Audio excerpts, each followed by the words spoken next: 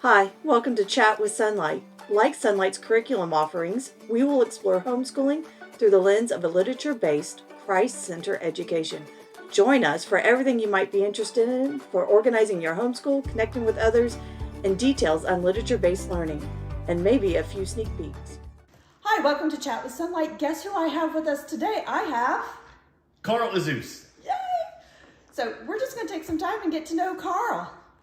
Fantastic. Carl? Yes. So I did some Googling on you because I wanted to be prepared.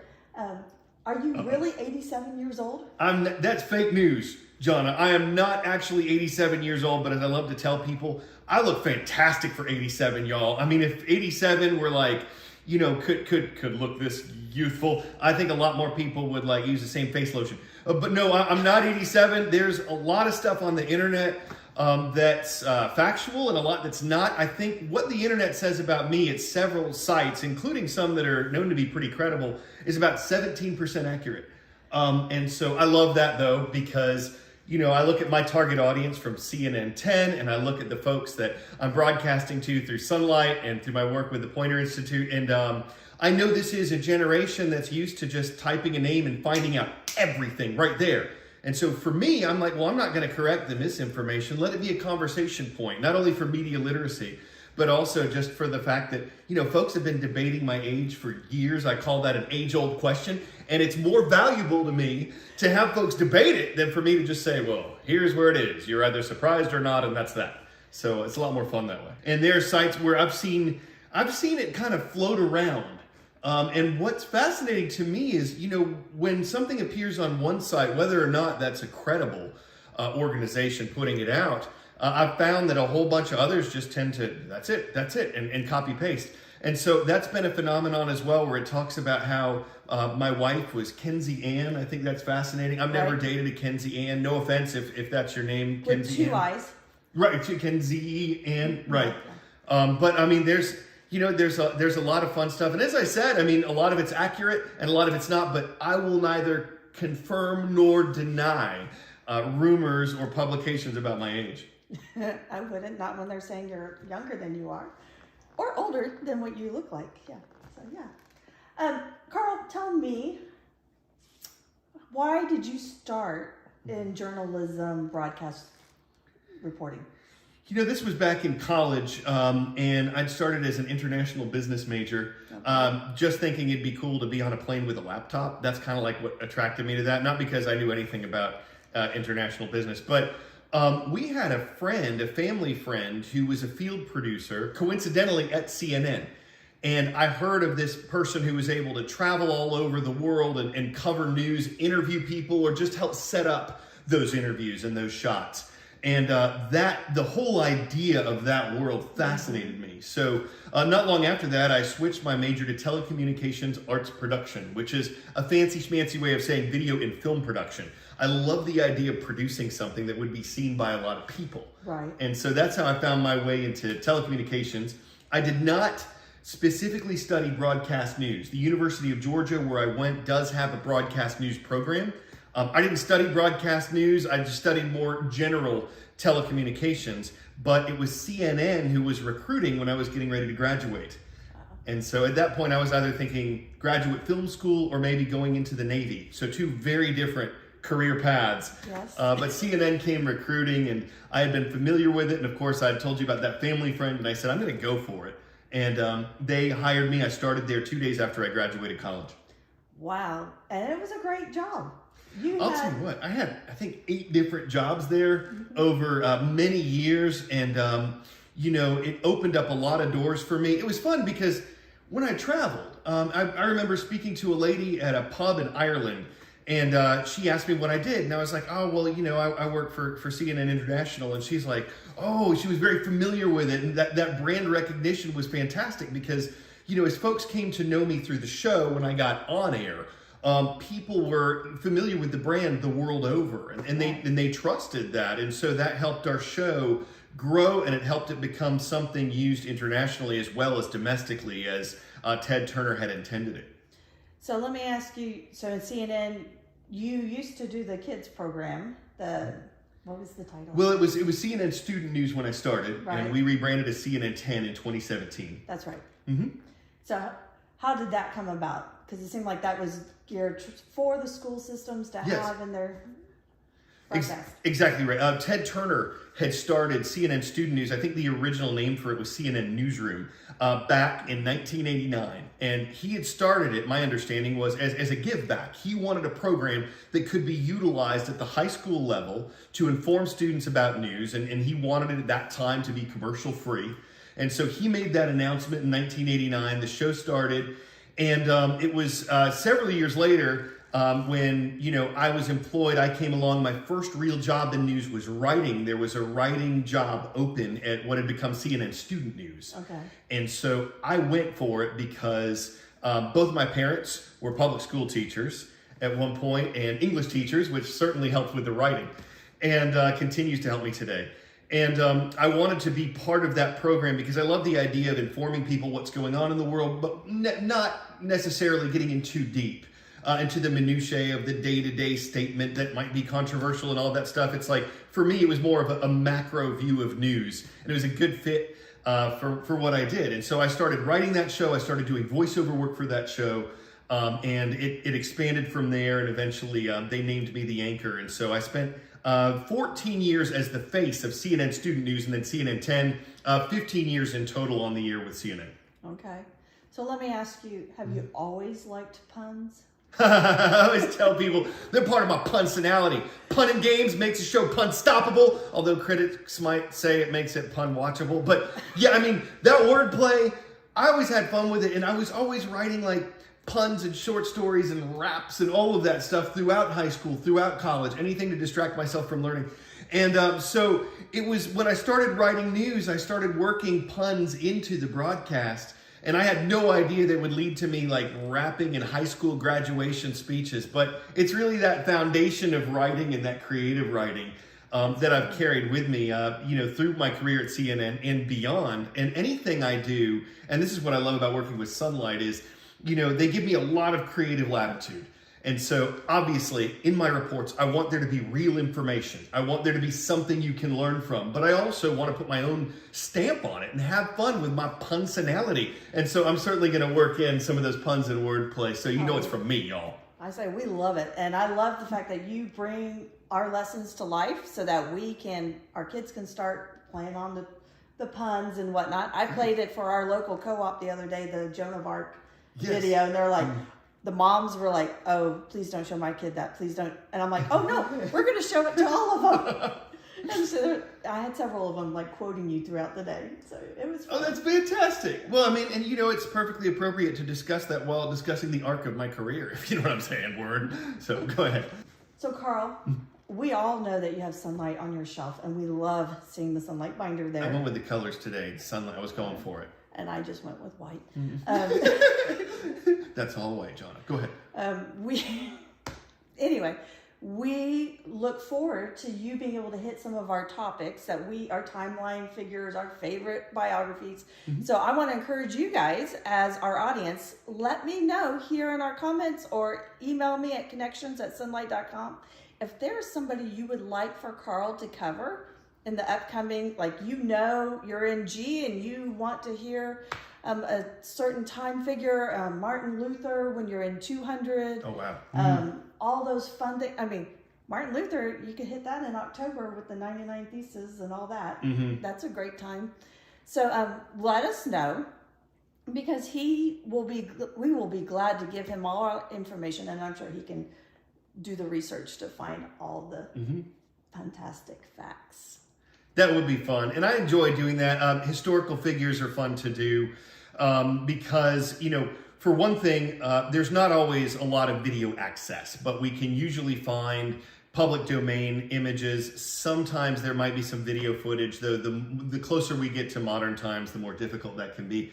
But I love doing historical figures because in my job as a journalist, the one subject that I really wish I'd paid more attention to when I was in middle and high school is history. And people ask me all the time, high school students who are like, I think I might want to be on air one day. I think I might want to do news reporting. And I'm always like, pay attention to your history, because Right. so much of what we do is built on that, is founded on that. And whether you use it as a contrasting point or a teaching tool, that bedrock of knowledge of where we've been can certainly help us discuss where we're going. So I always tell people history, and I love reporting on it.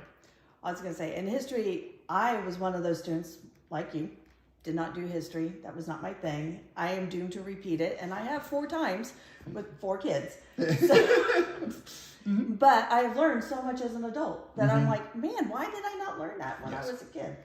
I mean, and cool things like Hammurabi, no, I got that name wrong. Right, I know who you mean though. Go ahead. With the boats. Was that right?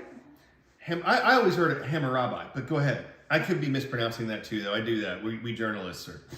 Go ahead. So where he put the boats across so his soldiers could come across the canal or the waterway. Yeah, I'm a Navy daughter, yes. Oh, that makes sense. I was going to say whatever floats your boat, John. Yeah, go ahead. Okay, thank you. Quick segue. You said something, Hammurabi, which made me think of in the Middle Eastern, our Persian Gulf. In my Googling of you, they said that you are of a descent of Arab descent. That's news to me. Fascinating. I like so many folks, I'm an American mutt. We have Eastern European, we have Northern European. There might be, I know that my great-grandfather came over from Spain. Okay. And Azuz is very close to the Spanish word azul for blue. But that said, the Moors were in Spain. So it's possible that that could be traced back to the Middle East. I don't know. I know that the biggest slice of my mutt pie is Italian.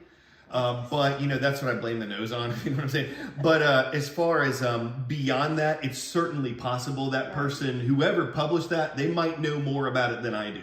Well, you're 87.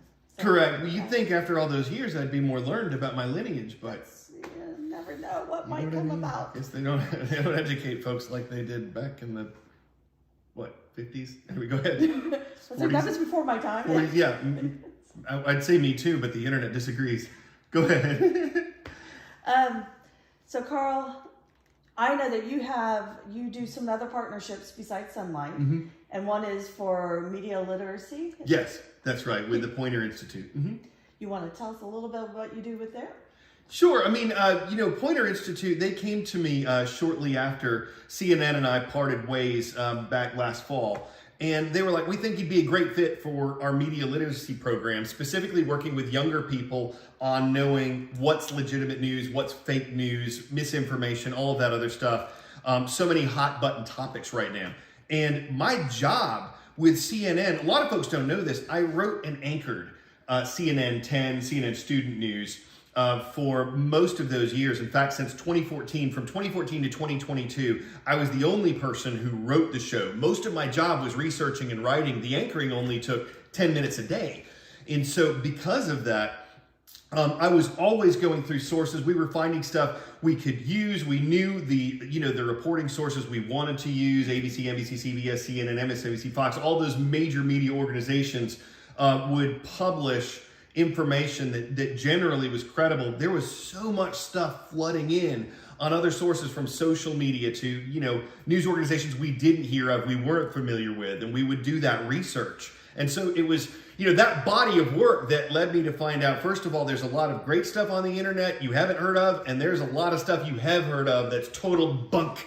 And so because of that, it made me a good fit for Pointer's efforts to help young people understand the difference and what to look for in those differences.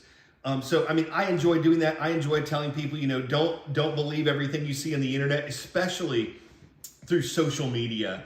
Oftentimes what you'll see in a feed is what the social media organization thinks you'll click on, not necessarily what you should click on, or not necessarily what's actual, credible, objective information. My big thing throughout my career has been objectivity. I believe in reporting multiple perspectives without taking a side, without judging them. And I think that's what's helped, my popularity and my being known in journalism fields grow. I was going to say, and a small segue on that, you just reminded me, that's one of the things that Sonlight likes to do, is have multiple perspectives, Yes. even looking at history, which is why it's a good fit for your family.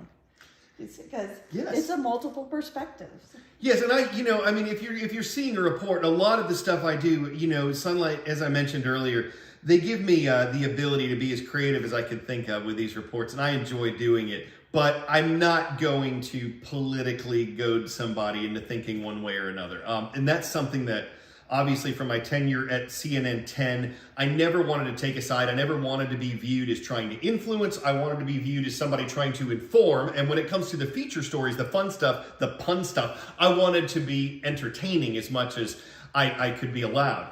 And so because of that, if we do some more serious topics, and we covered, I think, economics. There was a Christmas economics and inflation story we did in December. Black Friday. There you go, Cyber sure. Monday, yeah. Right. And so to report on that, I would like, the Sonlight folks, the audience there, to know that I'm not going to try to influence anything politically. We might report something political, but I'm going to give multiple perspectives. I'm not going to take sides on that. I want that to stay with me wherever I go. I say that was an excellent piece. I enjoyed watching that one. That was like, this is where Black Friday started and why we call it is. And Right. I mean, I was able to go, oh, this is what I taught my kids when they were young, which my kids are old. So, older. Older. I'm not judging. I'm 87. Go ahead. I was going to say, I'm not far above you. But I enjoyed that because that was like, I could take that, even if we weren't studying it, I could say, hey, kids, you could watch this. It was funny. I enjoyed it, it was, yeah. Well, the economy's been a fascinating topic to report on, period. I mean, because COVID upended so many things, and it changed so many rules. I mean, now it's like we have high inflation but low unemployment. Those two things usually don't go together. We have high consumer spending, but then you hear about a lot of major organizations laying people off. And so there's so many dichotomies within the economy right now that, it's hard to say. Previously, it was easier to characterize the economy as booming, the economy is stagnant, the economy is not doing well. And now it's like it's such a mixed bag that there are multiple perspectives we can always bring into. So, Carl, I have really enjoyed having you on reporting for Sonlight. And every week, that is one of our highlights of the week, is to see the Carl video come in and get it published out on YouTube for all of you guys. And if you're not familiar, you can find us on the YouTube or the Sonlight YouTube channel. We always tag Carl in it, so you can always just search the Carl Azuz on YouTube, and you will find those videos as well. How do you see in the future, what kind of videos are you they're going to be the same stuff, right? The same fantastic stuff. Hopefully it'll be the same reporter. As far Absolutely. as what comes down the line, this is one thing I'm glad to have this conversation about, because I'm open to ideas. It's not like I have a regimented list I'm not going to deviate from. That's not how I roll. I mean, like, if something comes up that is of interest to the audience, if some people make some suggestions about things they know that they're going to start seeing in March, April, please send them our way, because I'm open to ideas. I try to, obviously with my background, I'm looking for current events. If there's some news peg, if it's President's Day, a lot of people have that day off. What's it all about? That's something I plan to talk about next week. But, anything else that happens, I mean, it's really wide open. And sometimes it could be something totally goofy, like why do we park in a driveway and drive in a parkway? Or it might be something that's much more, serious and pegged to something that's going on in the world. But, send your ideas by all means. And we'll probably not talk about balloons. Well, I mean, we could. I think we could. I mean, I don't want to get on a high horse about it. I mean, it could inflate my ego to swell my head like a balloon to think that I'm the authority on that topic. But I mean, who knows? I mean, sometimes with reporting, you kind of float along and just kind of your head's in the clouds, and who knows what comes out. You never know what will be shot down. I wouldn't shoot down the idea, that's for sure. That was pretty good. Like, Keep the idea afloat. Oh man, you're better at this than I am. See, I'm just full of hot air, so I mean, she's totally. And I'm good at blowing wind. Yeah. We could do this all day. I know. Yeah, that'd be awesome. I'd get carried away with it, but that'd be fun. It would be. It'd be. Yeah, I could. So I personally play French horn, and I tell people I toot my own horn. Nice. Well, what's interesting is my background. I was a drummer, so I marched to the beat of your own drum. So, Carl, thank you for coming and letting me be in your home. I really Been a pleasure. appreciate it. Mhm. If you have an idea for Carl that you would like to suggest to him to put on his videos, or you have an idea for me to do with Chat with Sonlight, please let me know. It's at connections@sonlight.com. Again, Carl, thanks for opening your home and letting me come and spend a few minutes. It worked out well. Somebody suggested Carl, and I live close, so I was able to make it happen in person and not on Zoom. So again, thank you for joining us today, and we look forward to seeing you. I appreciate it. Sonlight's been in our home for years now, so it's a pleasure to be part of this group, to deliver reports for a new audience. Thank you guys for your attention, and God bless. Thank you for joining us today. Do you have an idea for a podcast topic, or do you want to chat with Sonlight on an upcoming episode? Email us at connections@sonlight.com.